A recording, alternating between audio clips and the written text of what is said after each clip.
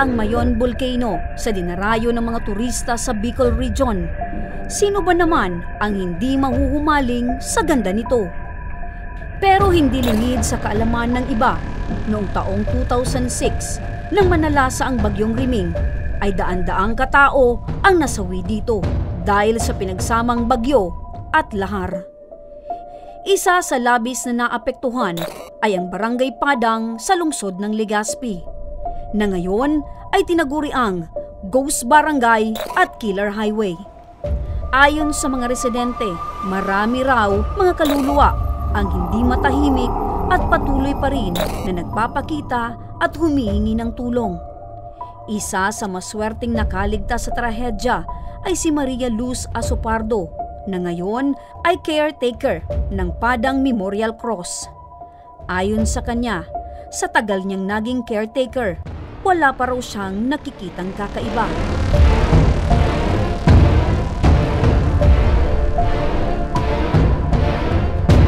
Makakakita daw sila ng tao dito, minsan babaeng nakaputi. Pero ang 28 anyos na si DG, naging kakaiba naman ang karanasan sa Memorial Shrine. Pero may nakikita talaga akong like bata, tapos yung sa may hagdan na part, may nakita ko doon na lalaki. Pero bigla lang siya nawawala. Parang isang iglap. Sabi-sabi na may pumapara.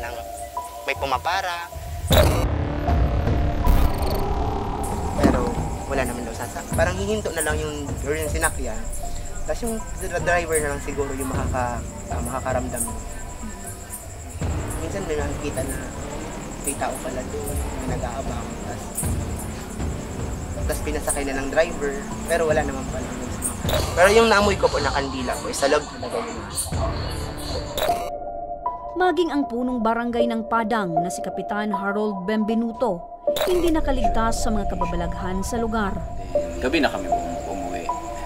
We passed by this road, siguro mga 2 AM na. Approaching sa Padang Bridge, pag-pass by namin doon, syempre hindi pa puro pa uneven pavements yun.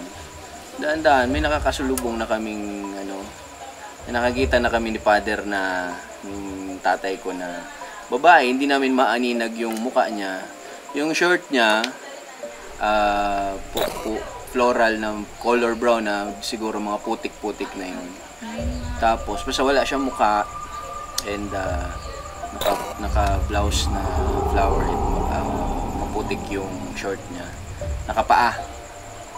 Nung pagbaba namin doon sa may Padang, itong ngayong Padang Bridge, pero kasi wala pa yan na Padang Bridge na yan. Nung pagbaba namin doon, namatay yung makina ng sasakyan ni Papa. So, pagtingin namin sa rear mirror, wala na yung babae sa likod kasi nawala yung babae sa likod. Di na lang kami nag-imikan ni Papa, nagkwento na lang kami dito sa bahay. So, that's one kasi talagang tinignan namin sa likod, wala na yung babae. Second, never ending na mga sounds ng mga bata na umiiyak. Paggabi, maririnig mo yan. Malapit sa may shrine, at yung malapit dito papunta sa may Cagayanan Beach Resort. Mga naririnig ko na lang to during those time, yung may papara na sa jeep, sasakay yung babae, tapos along the way nawawala. Yun yung mga stories dito sa barangay.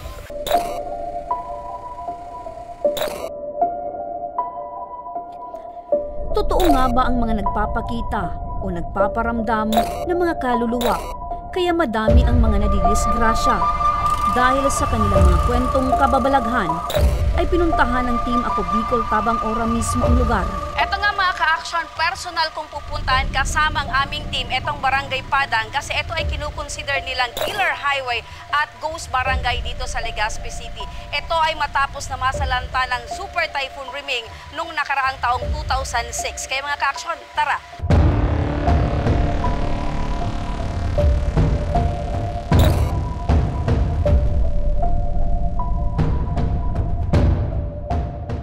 Andito tayo mga ka-aksyon sa Padang Memorial Cross kung saan magtitirik tayo ng kandila para sa mga residenteng namatay matapos itong Super Typhoon Riming kung saan hanggang sa ngayon ay hindi pa rin nagkakaroon ng katahimikan ang kanilang mga kaluluwa.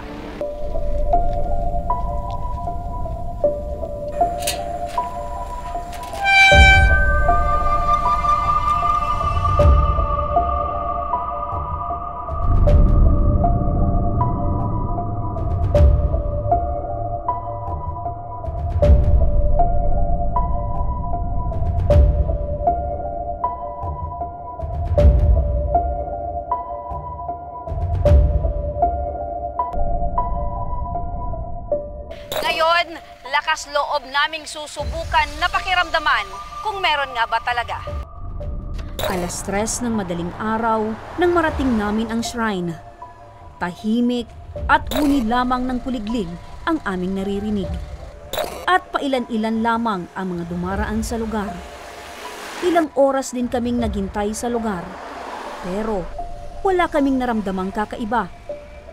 Maging ang sinasabi ng ilang residente na nasawi ng mga motorista sa lugar, bigo rin kaming makita.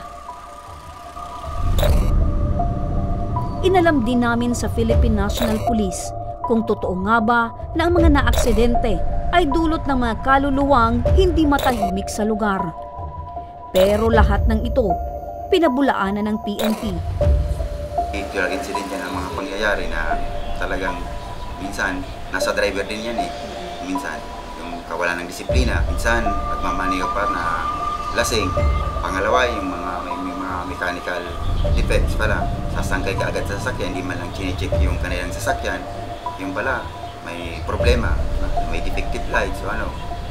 Hindi niya isang sa mga rason kung bakit na-accident tayo. Susing pag-iingat pa rin dapat ang gawin natin, lalo na sa mga driver. Lalo na dito sa Padang, particular sa Padang, na kung saan marami po dito ang namatay noong panahong Remeng. Yung pag-iingat po natin, dapat po andyan parati, lalo na sa pagmamaneho.